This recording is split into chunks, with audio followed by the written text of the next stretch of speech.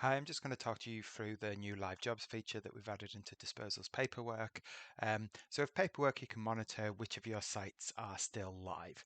So this might be a site that has a 4-yard builder skip on it, or maybe there's 9 of your 1100 litre wheeled bins, or maybe 25,000 litre tanker barrel. So if you have equipment on site, then paperwork helps you know where it is. So live jobs and paperwork is the area that tracks which of your customer sites are active. So depending on the type of organization you are, you might use this area differently. So kinds of you might be tracking containers. So like I said, it might be like a 4-yard builder skip, or it might be a shipping container or a light tube coffin. Kind of less likely to be like a 2 or 5 litre bung top or an IBC cage, but you can track those as well because you kind of track the job and the site. Also, you might want to track key sites. So if you know that you do a recurring job on a site, you might want to track it and then have kind of oversight of where that site is. So that might be for like a yearly interceptor suck out or septic tank, something like that. So first of all, how do we track a live job? So kind of the easiest way of doing it is by just going into sales here. We'll kind of duplicate this job, so the one that's already on here. Um, so we do this work for Speedyfix, and we've got a 4-yard builder skip. So what we're going to do is just going to duplicate that job, do it again to start this week. So we'll create job, go through our validation. Got one extra issue here. Oh, that's fine. We know there's no extras on this, so we'll carry on. Yes, I do want to continue.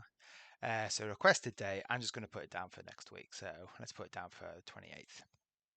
Purchase order number, well, we don't need one for this job, so we can uncheck that.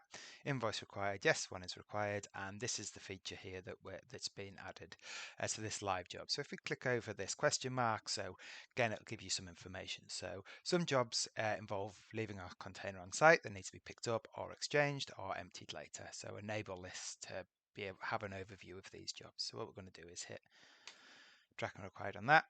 This example is not going to be recurring, so we're just going to hit create. And we've created that job. So we can see here that this is getting done 28th of the 9th, and we've got this new button here to the left hand side. So it says stop tracking. So stop tracking allows you to click this button and we'll stop tracking that job. But if we go into live jobs here, we can see that now we have this one here, which is a new one, and this one here, which is the older one. So if we scroll down a little bit onto the map, we can see that we have 2 on this site here. So this is kind of just informing you that you've got 2 on site. So what we can do is scroll all the way in and, oh, okay, cool. So because they're exactly the same, nothing's splitting out. But if we click on this button here, we can then kind of get an overview of all the jobs that are in there. So we've got this builder skip one here, so it's number 3 job, and this one here, which is number 17. So obviously the 17 job has been done sooner. So what we want to do is take one of these off stop, not off stop, sorry, off tracking. So if we come up here, we can do a number of ways. We can go in here and click stop tracking. Or if we go into the job and find this job, Speedyfix number 3. So let's put that in there. Number 3. So stop tracking this job. And then if we go back into live jobs here, we can see that we've only got one on there, when we can see that this job's here. So we can click through to this job by clicking on here, so we get a bit more overview, and we can go back to live jobs.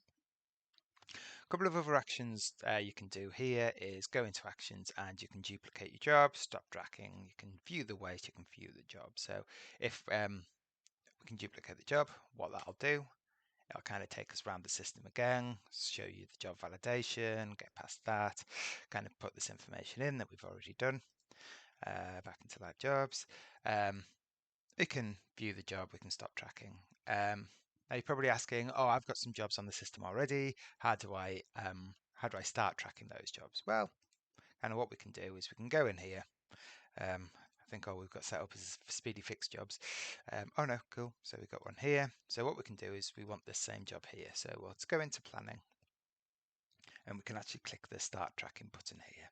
So if we hit start tracking on that, go back into live jobs, then we see that we've got IBCs of engine oil and oily rags that we're going to be picking up, and one of skips, and exactly the same example. We've got 3 waste lines here, 3 kind of jobs. So we can see that one is for an open skip, one is for the engine oil, and one is for the oily rag. So you kind of get this detail of the information that you have. So that's live jobs. How you're able to watch jobs, how you're able to kind of stop tracking them, and how you're able to kind of do additional work for there. There's a few other sections up here as well, so we can actually filter by different container. If you just want to see the open skips, you can highlight those. If you use department, you can do it by department, and for waste, you can do it by waste. So just for the engine oil. This updates both the map and the table at the same time. So if, for example, in this example, doing the engine oil, you could then kind of create some kind of milk round using all of the different engine oils that you've got on the system. So yeah, that is live jobs. If you've got any questions, then you can contact us. I hope you enjoy using this new feature.